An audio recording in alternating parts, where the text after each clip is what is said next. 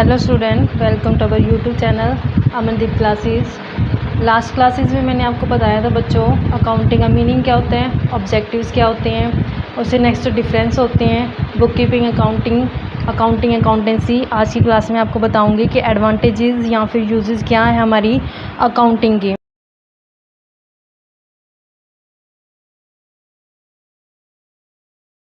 तो सबसे पहले जो यूज़ या फिर एडवांटेज आता है वो आता है helpful in management of business, कि बिजनेस की मैनेजमेंट में हेल्पफुल होती है अकाउंटिंग। किस तरीके से होती है, क्योंकि मैनेजमेंट के अंदर हर एक ट्रांजैक्शंस का अच्छे तरीके से सिस्टमेटिक तरीके से रिकॉर्ड रखा जाता है। जब हर एक ट्रांजैक्शन को सिस्टमेटिक तरीके से रिकॉर्ड करेंगे तो मैनेजमेंट को बहुत सारे डिसीज़न लेने होते हैं, तो उन डिसीजंस लेने में हेल्पफुल होती है हमारी जो अकाउंटिंग। सबसे पहले आता है हेल्पफुल इन प्लानिंग में कैसे कि देखो, जब एक बिजनेस के अंदर हर एक ट्रांजेक्शन, चाहे वो सेल के रिगार्डिंग हो, चाहे वो एक्सपेंसेस के रिगार्डिंग हो, चाहे वो कॉस्ट के रिगार्डिंग हो, अगर हर एक ट्रांजेक्शन्स का प्रॉपर तरीके से रिकॉर्ड रखा जाएगा तो उससे प्लानिंग करने में हेल्पफुल हो जाएगी। क्योंकि यहाँ पे मैनेजमेंट को ये जानना ज़रूरी होता है कि जो सेल है वो बढ़ रही है या फिर कम हो रही है, कॉस्ट ऑफ प्रोडक्शन है जो किस रेट से बढ़ रही है। ये सारी जो इन्फॉर्मेशन होती है, इस सारी इन्फॉर्मेशन कहाँ से मिलती है बच्चों, हमें मिलती है अकाउंटिंग इन्फॉर्मेशन से। जिस अकाउंटिंग इन्फॉर्मेशन के बेस पे हम एस्टिमेशन लगाते हैं फ्यूचर में कि फ्यूचर में सेल कितनी हो सकती है, एक्सपेंसेस कितने हो सकते हैं, और ये सभी हमारी हेल्प करते हैं एस्टिमेशन लगाने के लिए कि आने वाले टाइम में हमें कैश रिसिप्ट कितना होगा और कैसे उस कैश को डिस्ट्रीब्यूट किया जाएगा, कैसे किन किन ट्रांजेक्शन्स के ऊपर, किन किन डिपार्टमेंट्स के ऊपर कितना खर्च आ जाएगा। तो सारी की सारी इन्फॉर्मेशन हमें कहाँ से पता चलती है बच्चों, अगर हमारे पास हर एक ट्रांजेक्शन का अकाउंटिंग इन्फॉर्मेशन का अच्छे तरीके से रिकॉर्ड रखा गया होगा। नेक्स्ट आता है हेल्पफुल इन डिसीजन मेकिंग, कि जो मैनेजमेंट होती है उसको डिसीजंस लेने होते हैं, बहुत सारे डिसीजंस लेने होते हैं, क्योंकि मैनेजमेंट के ऊपर ही डिपेंड करता है एक बिजनेस का सक्सेस होना या फिर फेलियर होना। तो वो सारे डिसीजंस अगर लेगा बिजनेस, अगर मैनेजमेंट अगर वो सारे डिसीजन लेगा तो उसके पास हर एक ट्रांजेक्शन्स का सिस्टमेटिक तरीके से रिकॉर्ड होना बहुत ज़रूरी है। तो कौन कौन सी इंफॉर्मेशन चाहिए होती है मैनेजमेंट को डिसीज़न मेकिंग के लिए। कहते हैं कि मैनेजमेंट को नंबर ऑफ डिसीजंस लेने होते हैं, जैसे एग्जांपल के लिए सेल प्राइस क्या रहेगा प्रोडक्ट का, कितना डिस्काउंट दिया जाएगा कस्टमर्स को। अकाउंटिंग सारी की सारी इन्फॉर्मेशन प्रोवाइड होती है, जब हमें अकाउंटिंग से ही सारी इन्फॉर्मेशन प्रोवाइड होती है तो उसी इंफॉर्मेशन के बेस पे डिसीजंस ले पाती है मैनेजमेंट। जो हेल्पफुल इन कंट्रोलिंग में क्या होता है, देखो बच्चों मैनेजमेंट में क्या होता है, मैनेजमेंट के अंदर ना हम दो चीज़ों को पढ़ते हैं। दो मेन चीज़ें क्या आती हैं बच्चों मैनेजमेंट के अंदर, हम क्या करते हैं, प्लानिंग करके चलते हैं और कंट्रोलिंग करते हैं। प्लानिंग और कंट्रोलिंग में क्या होता है बच्चों, प्लानिंग के अंदर ना हम फ्यूचर को लेकर के पहले से क्या कर देते हैं, स्टैंडर्ड फिट कर देते हैं कि आने वाले टाइम में हमें इतने एक्सपेंसेस करने हैं, हमें इतनी सेल करनी है। तो हर एक ट्रांजेक्शन्स का, हर एक खर्चे का पहले से ही स्टैंडर्ड फिट कर दिए जाते हैं।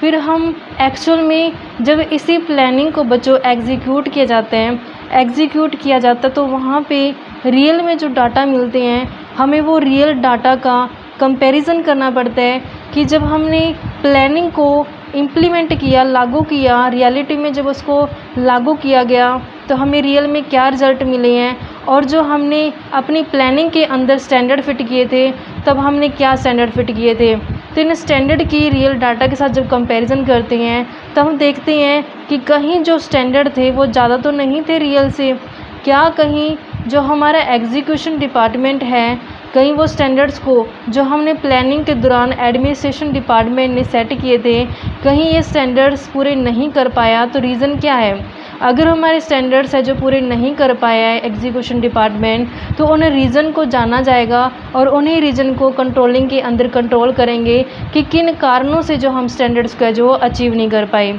तो इसमें अगर हमारे पास अकाउंटिंग इन्फॉर्मेशन होगी बच्चों, हर एक ट्रांजेक्शन्स का सिस्टमेटिक तरीके से रिकॉर्ड होगा, तभी तो हम कंट्रोलिंग कर सकते हैं।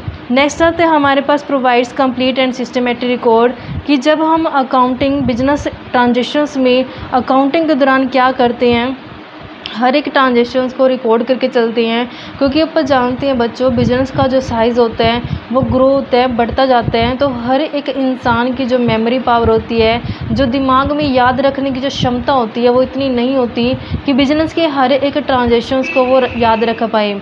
इसलिए उसको अपने अकाउंट से जो प्रिपेयर्ड करने पड़ते हैं, हर एक ट्रांजेक्शन्स को सिस्टमेटिक तरीके से रिकॉर्ड रखना पड़ता है, ताकि एक अच्छी सी पिक्चर, जो रियलिटी में जो रियल पिक्चर्स है एक बिजनेस की, वो पता चल जाए बिजनेसमैन को कि पोजीशन है क्या।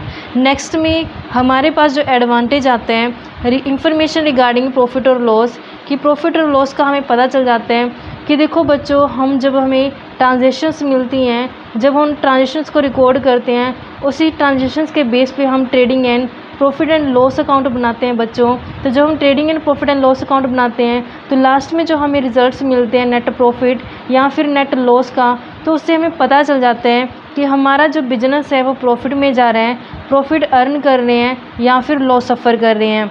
तो जब हमारे पास हर एक ट्रांजेक्शन सिस्टमेटिक वे से रिकॉर्ड होगी, तभी तो हम अकाउंट्स के अंदर पोस्टिंग करके हमारे बिजनेस की पोजीशंस को पता कर सकते हैं कि हमारा बिजनेस प्रॉफिट में है या फिर लॉस में है। नेक्स्ट में आती है इंफॉर्मेशन रिगार्डिंग फाइनेंशियल पोजीशन। देखो बच्चों, जिस तरीके से trading account, profit and loss account बनाने से हमें net profit and net loss का पता चलता है, ऐसे ही जब हम बैलेंस शीट बनाते हैं, तो बैलेंस शीट के अंदर क्या आता है बच्चों, एक होती है लायबिलिटी साइड, एक होती है असेट साइड। लायबिलिटी साइड में हमारी कैपिटल आती है और हमारे पास लायबिलिटी आती है। ऐसे असेट साइड पे हमारे पास जो टोटल असेट्स होती हैं वो आ जाती हैं। जब हम बैलेंस शीट्स बनाते हैं, तो बैलेंस शीट से पता चल जाता है बिजनेसमैन को कि उसकी फाइनेंशियल पोजीशन है क्या, उसकी असेट्स, उसकी लायबिलिटी कितनी है और कितना उसका कैपिटल है। तो हर एक ट्रांजेक्शन्स को, उसकी फाइनेंशियल पोजीशन को जानने के लिए बिजनेसमैन क्या करता है, अपनी हर एक ट्रांजेक्शन का बिजनेस के अंदर जो भी ट्रांजेक्शन्स होती है सिस्टमेटिक तरीके से रिकॉर्ड रखता है। Enable comparative study. देखो बच्चों, कंपेयर करने के लिए हमारे पास डाटे का रिकॉर्ड होना ज़रूरी होता है। अगर हमारे पास डाटा रिकॉर्ड होगा तभी तो कंपैरिजन कर सकते हैं। अब कंपैरिजन किस में होता है बच्चों, कंपैरिजन होता है दो चीज़ों के अंदर। अब अगर हमारे पास मान लो कि हमने रिकॉर्ड्स मेंटेन किया है, एग्जांपल के लिए मान लेते 2022 का और 2023 का डाटा हमने प्रॉपर तरीके से अगर रिकॉर्ड किया है, तो इन रिकॉर्ड किए हुए डाटा की हम आपस में कंपैरिजन कर सकते हैं। कंपैरिजन करके हम ट्रेंड देख सकते हैं कि हम अप जा रहे हैं, डाउन जा रहे हैं, या अप जा रहे हैं, डाउन जा रहे हैं। तो उस बेस पे कंपैरिजन करना हमारा ईजी हो जाएगा अगर हमने हर एक ट्रांजेक्शन्स को अच्छे तरीके से रिकॉर्ड किया हुआ है। नेक्स्ट हमारे पास एडवांटेज आता है बच्चों, helpful in assessment tax liability. Tax liability देखो, आज के टाइम में टैक्स हर किसी को भरना पड़ता है जिसकी एग्जम्पशन लिमिट से ऊपर इनकम जाती है। तो जब अच्छे तरीके से रिकॉर्ड रखा जाएगा, मेंटेन किया जाएगा, तो एक बिजनेसमैन को पता चल जाएगा कि उसकी इनकम है कितनी, तो उस इनकम के ऊपर कितना टैक्स बनता है, तो ईजिली कैलकुलेट कर पाएगा एक जो बिजनेसमैन है। और जो टैक्सेशन अथॉरिटी है वो अच्छे तरीके से मैनेजमेंट को देख के कि कितना उसका इनकम बनता है बिजनेस के अंदर, तो वो उस इनकम के बेस पे इनकम टैक्स लगा सकते हैं, जो इनकम टैक्स अथॉरिटी होती है। एविडेंस इन लीगल मैटर में क्या होता है, देखो बच्चों, एविडेंस होता है सबूत रखना। लीगल मैटर कई बार कानूनी कार्रवाई के लिए ज़रूरत पड़ जाती है डॉक्यूमेंट्स को पेश करने की। अगर बिजनेस के अंदर हर एक डॉक्यूमेंट को अच्छे तरीके से मेंटेन किया होगा, तो बिजनेस में ज़रूरत पड़ने पे उन डॉक्यूमेंट को पेश कर पाएगा कोर्ट के अंदर। फैसिलिटेट सेल ऑफ बिजनेस, कि देखो सेल ऑफ बिजनेस में क्या होता है कि जब हमें एग्जैक्ट जो इन्फॉर्मेशन चाहिए होती है ना, कि हमारा बिजनेस का कितना, मतलब उसका प्राइस कितना बनता है, तो तभी पता चल पाएगा अगर हमें पूरे के पूरे बिजनेस को सेल कर पाएंगे। और बिजनेस को सेल करने से ही हमें पता चलता है कि हमारे पास उसकी वैल्यू है क्या। टोटल बिजनेस को सेल करने से ही पता चल पाएगी ये। हेल्पफुल इन रेजिंग लोन्स, कि देखो बच्चों, जब भी बैंक से लोन लिए जाते हैं ना, तो बैंक्स हमारी स्टेटमेंट को चेक करते हैं कि हमारा स्टेटस है क्या, उसी बेस पे लोन प्रोवाइड करवाए जाते हैं कि क्या आने वाले टाइम में ये कंपनी, ये बिजनेस लौटा पाएगा पैसा हमें। तो जब बैंक को सबूत चाहिए होते हैं, एविडेंस चाहिए होते हैं कि हमारी फाइनेंशियल पोजीशन है क्या, तो वो कहाँ से पता चलेगी हमें, अगर हमने बिजनेस के अंदर हर एक ट्रांजेक्शन को अच्छे तरीके से, प्रॉपर तरीके से रिकॉर्ड किया होगा, तभी एक बैंक को पता चल पाएगा कि हम प्रॉफिट अर्निंग कंपनी है या फिर लॉस सफ़र कर रहे हैं। तो उसी बेस पे फिर हमें लोन है जो ग्रांट किया जाता है। नेक्स्ट बेनिफिट आता है helpful in partnership account. Partnership account में हेल्पफुल होती है हर एक ट्रांजेक्शन्स को अगर आप रिकॉर्ड करती हैं। जैसे अगर मान लो एडमिशन करना है पार्टनर्स का, या फिर पार्टनर्स की रिटायरमेंट हो गई है, डेथ हो गई है, या डिसोल्यूशन कर रहे हैं फर्म का, तो गुडविल को जानने के लिए हमें क्या करने पड़ते हैं, अकाउंट्स रिकॉर्ड को मेंटेन करना पड़ता है। लास्ट में आते हैं helpful in preventions and detections of error and fraud. तो प्रिवेंट का मतलब क्या होता है, रोक देना। डिटेक्ट का मतलब क्या होता है, ख़त्म कर देना। अगर देखो हमारे पास बिजनेस के अंदर जितनी ट्रांजेक्शन्स होती हैं, हर एक ट्रांजेक्शन्स को प्रॉपर तरीके से रिकॉर्ड रखा जाता है। तो रिकॉर्ड रखने से क्या होता है कि अगर कोई फ्रॉड होता है तो उसके चांसेस बिल्कुल ख़त्म हो जाते हैं, क्योंकि हम हर एक ट्रांजेक्शन्स के प्रॉपर रिकॉर्ड मेंटेन करके फिर ही उसको रिकॉर्ड कर रहे हैं।